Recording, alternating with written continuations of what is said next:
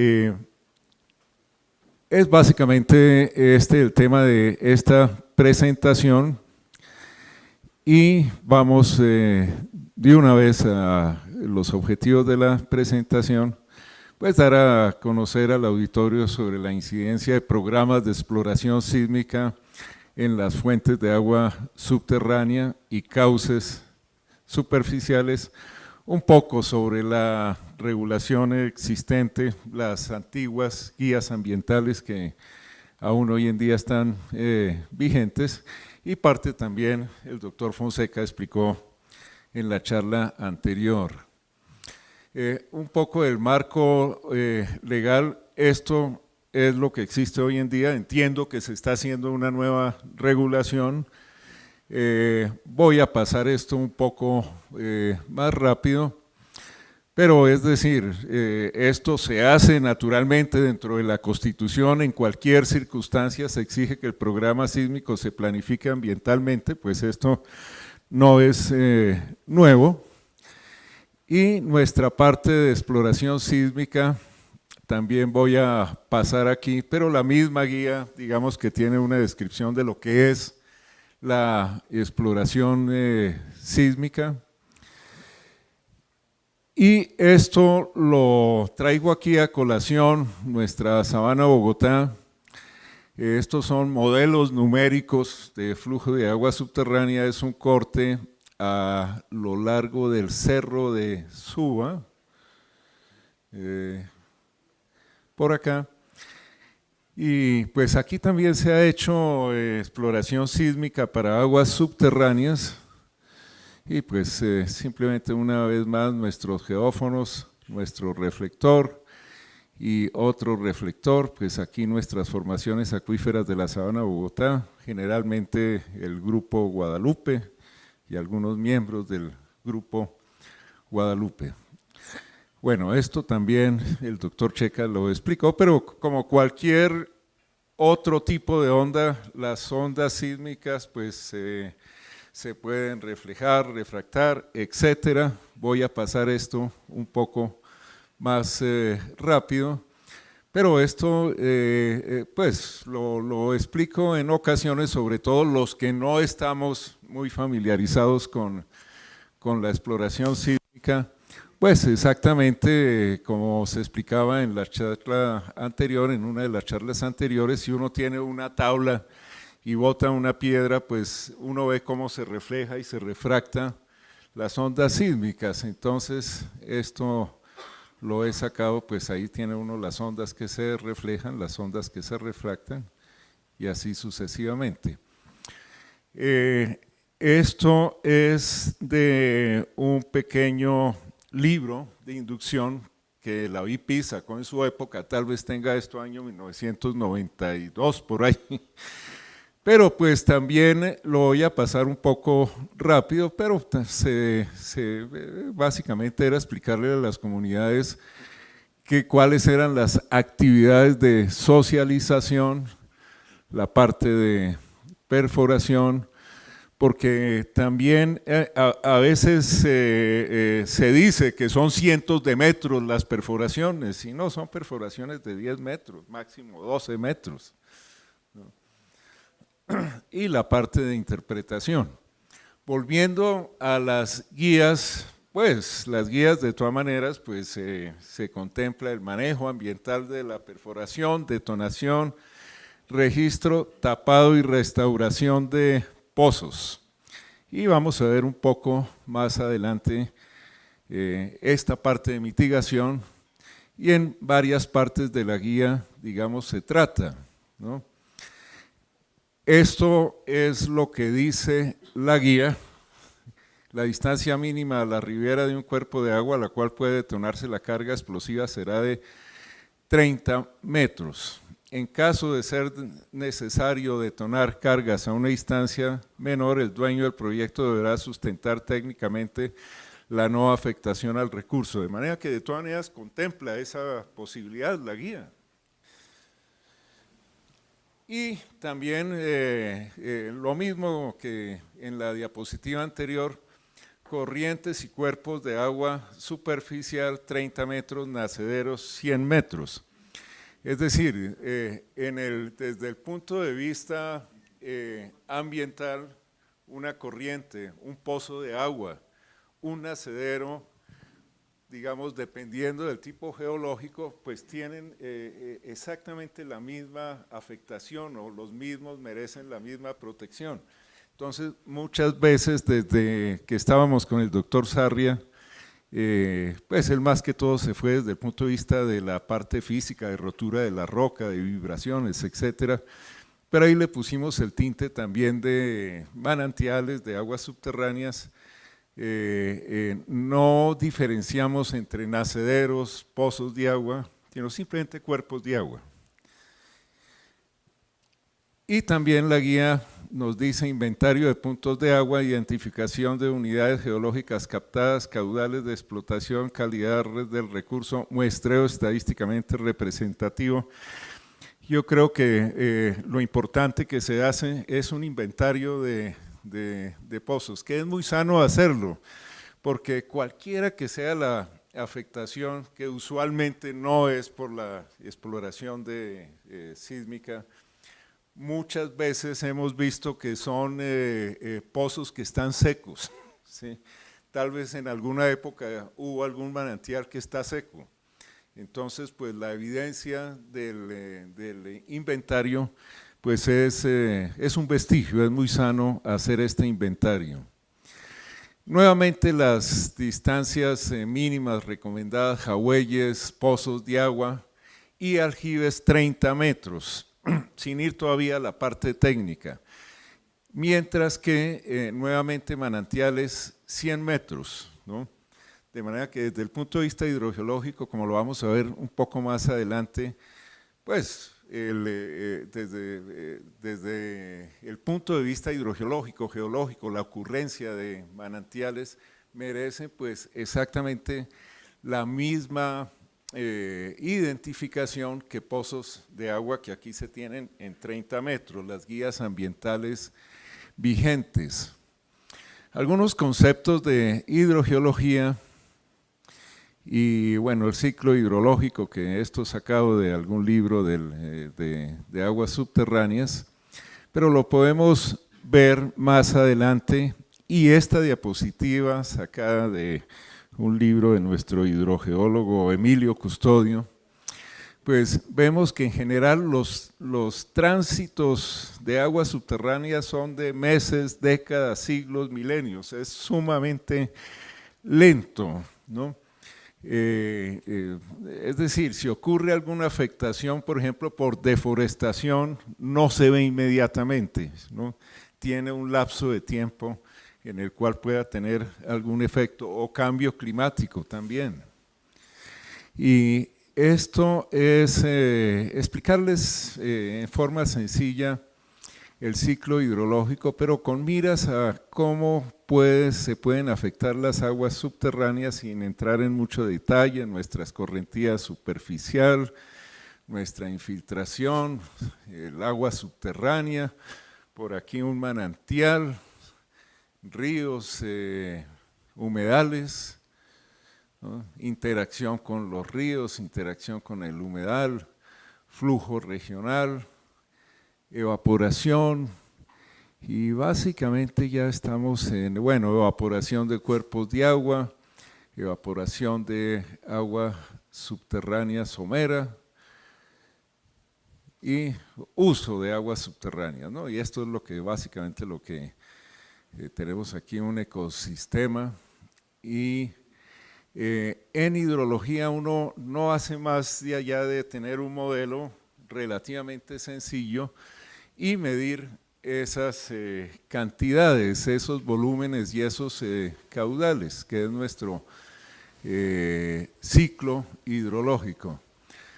Traigo aquí estas aves, pues, porque muchos sistemas que pues las aves dependen aquí de nuestra vegetación, y muchos sistemas, esta vegetación ribereña, ripariana, como la llaman a veces, pues depende del agua subterránea, entonces pues depende de la vegetación, que a su vez depende del agua subterránea, y algunos también peces, organismos, dependen de esta zona que es la zona hiporreica.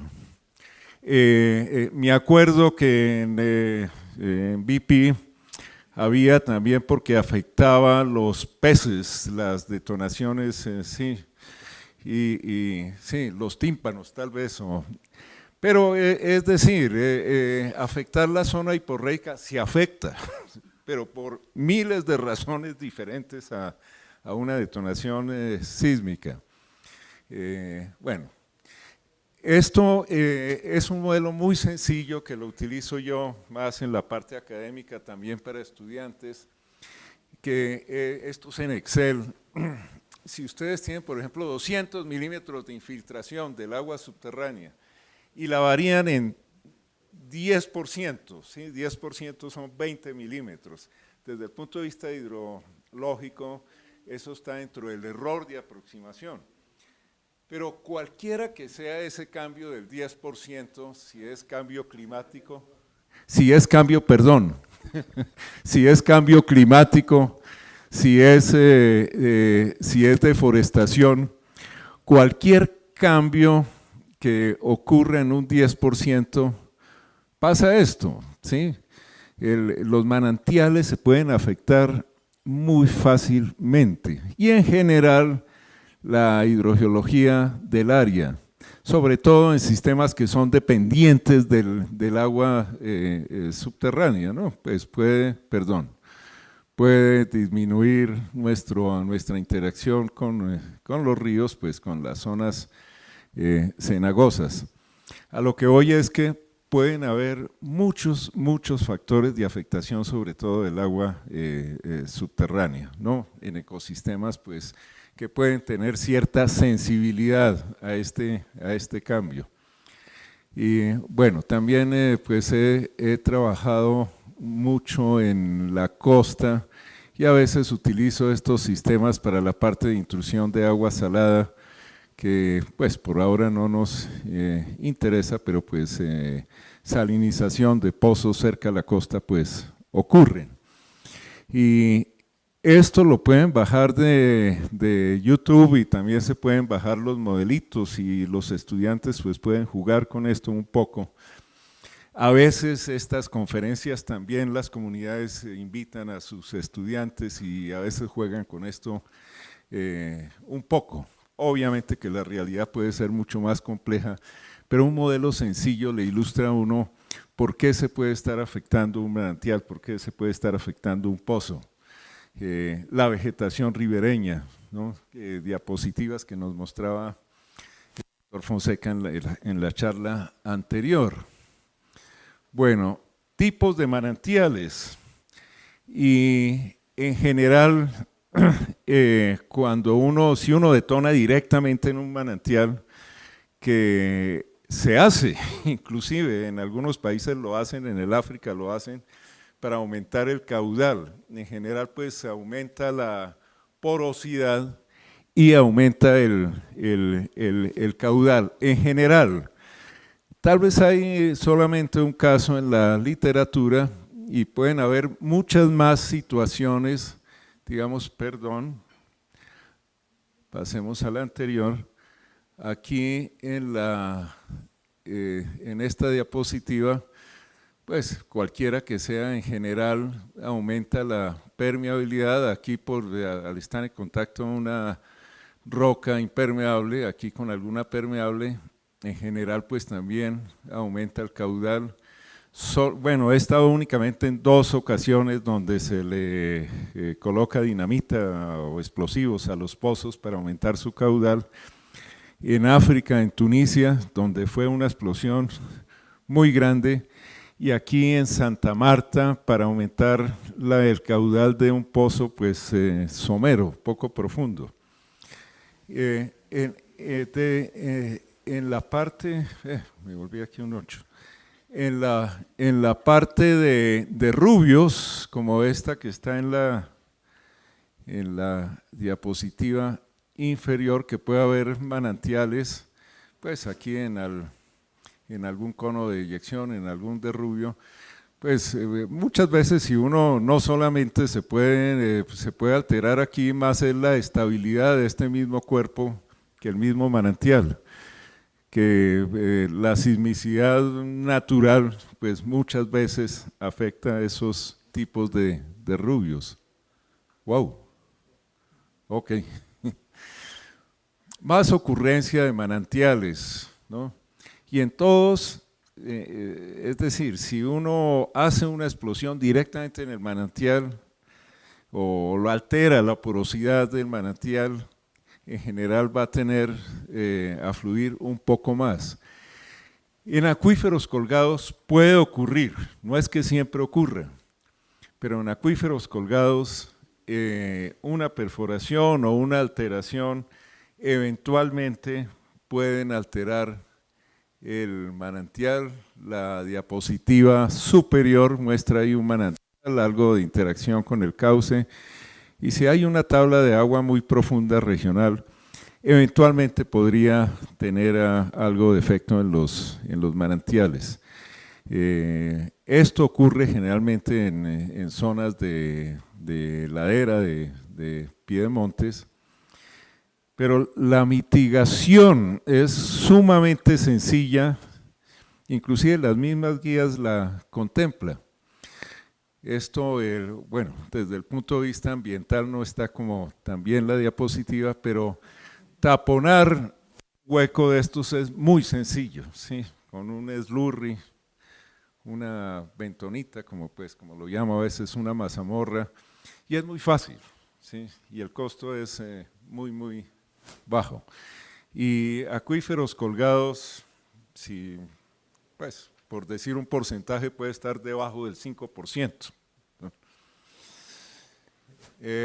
Relación con cauces superficiales. Es en las dos diapositivas de arriba, en el caso que el cauce de agua o reciba agua, que haya una interacción con el acuífero, pues nuevamente aquí en la diapositiva de la izquierda como el de la derecha, pues en general alguna alteración, aumentar la permeabilidad, pues va a aumentar un poco la interacción entre el río y el acuífero. Tal vez el caso más crítico sea el de esta diapositiva del límite inferior izquierdo, ok, ahí está, en que es muy parecido a la parte de acuífero colgado. Y cuando no tiene absolutamente nada que ver, ¿sí? Necesitaríamos nosotros perforar hasta un acuífero inferior, que usualmente son varias decenas de metros, ¿sí? Para que haya algún efecto. Algunas de las investigaciones que se han hecho sobre detonaciones sísmicas, pues aquí hay algo de bibliografía con el doctor Sarria, con BP en el año 97, 96, 97, algunas tesis de grado, tanto de pregrado como de posgrado, y algo que se ha hecho pues en otros países, ¿no? No tengo aquí, antiguamente se hacían también experimentos de detonaciones sísmicas y huevos en la superficie, en fin, pero es que eso se puede y se debe medir, ¿sí? Y en general necesita que esté muy cercano, digamos, un huevo o un tubo de estos de luz neón para que se rompa, ¿no? Digamos que es algo totalmente cualitativo. Y esto lo hicimos con BP en el año 96, que precisamente fue hacer una exploración, un proyecto piloto en un sitio determinado. Encontramos un sitio ideal porque pues era una zona de ladera, acuíferos colgados, había un cauce, una zona de manantiales, y se instrumentaron con piezómetros, con pozos de monitoreo. Y el verde que casi no se ve aquí son los puntos de explosión. Y aquí, pues tratar de hacerlo radialmente, tanto desde el punto de vista de la misma explosión como desde el punto de vista hidráulico. y en este punto la distancia de 2 metros del punto de detonación PD al pozo de monitoreo PM, y aquí estaba creo que a 3 metros y en forma radial. Y lo hicimos, como dicen, intencionalmente para que alterara ese piezómetro que está a 2 metros. Algo de las perforaciones, año 96 no teníamos tanto traducción ¿cómo se llama? Estos traductores de presión, pues lo medíamos con sonda eléctrica, pero aún así se hizo con toda la formalidad del caso, midiendo previamente, haciendo las pruebas de permeabilidad, conductividad hidráulica, calidad química, en fin, se monitoreó y antes de las detonaciones, después de las detonaciones y también durante un año, porque pues dentro de todo esto las comunidades decían que el efecto no es inmediato, sino después de cierto tiempo, entonces pues duramos un año. Inclusive en algunas de las presentaciones yo diría que no son las mismas comunidades, sino personas ajenas a las comunidades, como un tipo de agitadores, y esto lo hicimos hace 20 y pico de años, no, 20 años, 95 ya sí, 20 años exactamente. Pero hace un par de años que tuvimos alguna charla, nos decía alguno de estos personajes, no, yo fui al sitio y a ese sitio y ya los niveles están por debajo.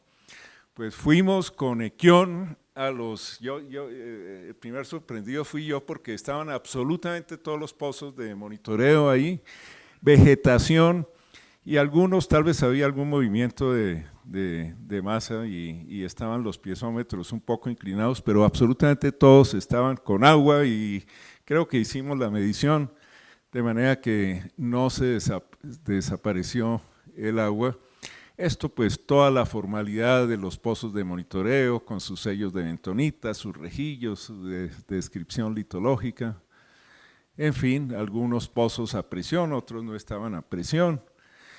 Y estos son algunos cortes, por ejemplo en este piezómetro de la izquierda está el punto de detonación que les decía que estaba a 2 metros, y estas son las capas formación Guayabo, aquí nuestro pequeño cauce, y fue bien interesante porque cuando se hizo la explosión se midió la onda en los piezómetros más cercanos.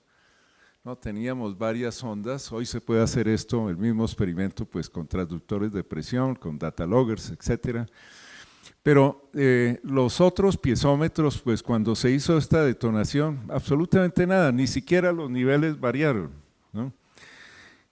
Lo mismo en esta detonación que se hizo pues sobre la misma formación Guayabo, pero pues a otra profundidad. Y como les decía, el pozo que está más cercano esperábamos que físicamente lo destruyera, pues de acuerdo a estos radios de afectación que se han estudiado, que se siguen estudiando de la parte total, y no, la estructura son de piezómetros en PVC, otro corte en alguna de estas detonaciones. Esto medimos durante un año cierta calidad química y pues son muy pocos los iones en solución. Si lo ponen a una escala más grande, pues simplemente van a ver una línea recta. Y niveles, aquí se puede observar lo siguiente. Estos son tomados de aquella época. Antes de la detonación, después de la detonación, y también colocamos piezómetros en zona arcillosa, sí, muy difícil, que la recuperación de agua duró meses inclusive, pero absolutamente todo mostró que las mismas tendencias con la hidrología superficial. Y se hizo toda la formalidad de nuevas pruebas de conductividad hidráulica in situ, etcétera, y realmente no hubo alteración. Esto lo vimos ya en alguna de las presentaciones, son las zonas de amenaza sísmica, de sismos naturales, y en la zona del Piedemonte, Yopal, en fin, hemos tenido que hacer pues algunas de estas presentaciones en donde los sismos pues son de muchísima más magnitud, ¿sí? Desde 3 hasta mucho más en la escala de Richter, y una detonación sísmica a 30 metros no alcanza ni siquiera la unidad en la escala de Richter. Estos resultados pues son los que les comentaba. Esto fue lo que hicimos con BP, que el piezómetro más cercano, ubicado a 2 metros de distancia del punto de detonación, no registró daños de estructura física. Es decir, si hacemos caso únicamente a este experimento, pues después de 2 metros no nos pasaría nada. También se hicieron pruebas de laboratorio, más adelante los vemos, y lo mismo, sus características geohidráulicas fueron exactamente las mismas, haciendo pues con pruebas de bombeo, con pruebas de slug, procedimientos estándares. La parte de resultados químicos tampoco mostraron variación, únicamente la variación de acuerdo a la infiltración.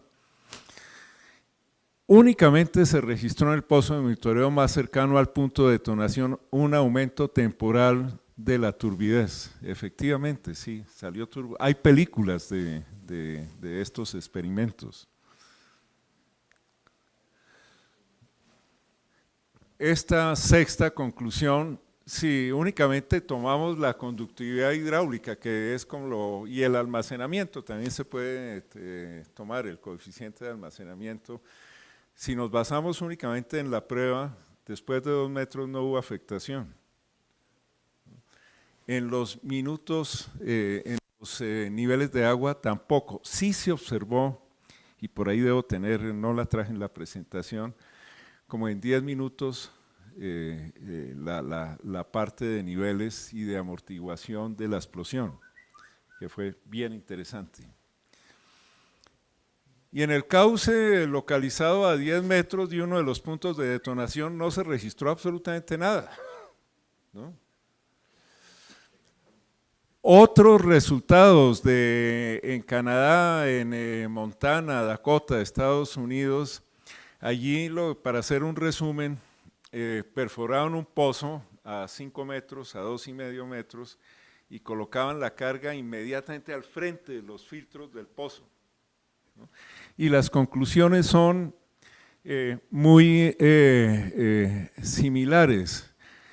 La calidad del agua dentro del hueco de detonación se deterioró únicamente durante la prueba, después se restableció. No se presentaron cambios mecánicos en la estructura del acuífero, las características hidráulicas fueron las mismas. Las detonaciones no afectaron los caudales de producción de los pozos, ni tampoco los niveles estáticos. Se observaron durante la detonación fluctuaciones máximas de los niveles de agua de 2,5 centímetros en el pozo localizado a 5 metros del punto de detonación. Estos experimentos fueron hechos en acuíferos de alta permeabilidad. Lo que hicimos nosotros fue en algunos horizontes permeables, de manera que se pudo registrar un poco más aquí fue 2,5 centímetros, allí fue como unos 10-15 centímetros. Y el estado mecánico de los pozos se mantuvo aún con detonaciones efectuadas a una distancia de 3,30 metros del pozo, ubicando la carga frente a los filtros. Y volviendo atrás a los estudios del doctor Sarria en la Universidad de los Andes, veamos lo que está aquí resaltado. Hasta el momento se han analizado aspectos globales que indican que en roca una distancia entre el nacedero y la explosión igual o superior a 5 metros garantiza que el nacedero no le ocurre ningún daño para cargas de exploración geofísica iguales o inferiores a 20 kilogramos. Se hicieron experimentos en canteras y se hizo pues toda la parte teórica. En el caso de los suelos para la misma carga se ha estimado conservativamente que tal distancia corresponde a 12 metros. Yo desconozco cómo fue la parte de las guías ambientales, pero seguramente se le puso un factor de seguridad de 2.5 que dan los 30 metros. Es decir, si tomamos esto que se hizo hace ya 20 años, digamos que podría uno estimar en 30 metros esas distancias mínimas. Y esto es lo que se hace, digamos, en el África para aumentar caudales de pozo.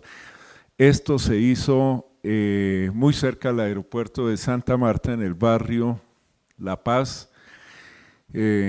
Obviamente que se puso una carga detonante por conservación baja, que fueron más o menos las mismas de exploración sísmica, de 4.5 kilogramos. Y bueno, se utilizó para un pozo que no daba nada de agua, pues terminó dando un poco más de agua.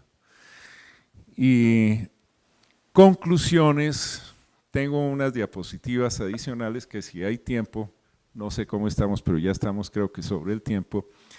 Profundidad mínima de disparo 10 metros. Pero aquí estoy tratando la parte de aguas subterráneas. Estas restricciones son más desde el punto de vista de estabilidad de los suelos. Distancia horizontal mínima entre el disparo y la fuente de agua, 30 metros. Nuevamente es más desde el punto de vista de estabilidad. Y lo otro, inventario y seguimiento de los puntos de agua, ¿no? Pozos, aljibes, manantiales. Ahora, lo otro, si hay una zona muy sensible, no me acuerdo, en algunos de los lugares que tenían una zona de manantiales, pues monitoreenla, ¿no? Pues si es una zona que se cree que sea de mucho impacto, pues instalemos piezómetros en alguna zona que así lo amerite. Inventario de estabilidad de suelos y laderas, y pues a excepción de los 100 metros de manantiales, también seguir la guía básica, que es lo que tenemos hoy en día, ¿no? Sí creemos, y eso lo hemos discutido con los colegas, y se está haciendo una nueva guía, tengo entendido, pero vale la pena también poder actualizar con los nuevos instrumentos que existen hoy en día, y tal vez en 2, 3 tipos de formaciones, esta parte a nivel local, junto con toda esta parte de vibraciones y de dinámica de suelos, que también es importante. Tengo un par de diapositivas más que no son experimentos que hemos hecho, pero que los han hecho también la industria petrolera en zonas inundadas, en zonas arroceras, disparando directamente en la zona inundada con piezómetros, algo similar a lo que les mostraba, y realmente se hizo lo mismo, la parte de piezómetros, antes de la detonación, después de la detonación, un mes después de la detonación, y pues sigue habiendo agua, ¿no? Aquí está durante varias épocas del año, y cuando llegaron las lluvias y la parte de inundación, los niveles freáticos no se bajaron, ¿no? Esto realmente es lo que tenía para compartirles con ustedes. Muchas gracias.